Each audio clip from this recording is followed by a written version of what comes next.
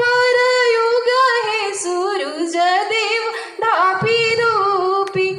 एक रवि छठी वरतिया हो धापी धूपी एक रवि छठी वरतिया हो धापी धूपी हम तो से पूछी नहीं होती वैया हो तू किकरा लागी एक रेलू छठी बरतिया हो किकरा लागी हम तो से पूछी नहीं होती वैया हो तू किकरा लागी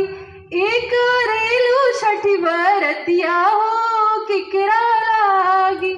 हम रोजे बाड़न स्वामी हो कामना हो उनके लागी एक रीना छठी बरतिया हो उनके लागी एक रीना छठी बरतिया हो उनके लागी हम रोजे बाड़न बेटा हो कामना हो उनके लागी एक रीना छठी बरतिया हो उनके लागी एक रीना छठी बरतिया हो उनके लागी। बोलिए छठी मैया की जय।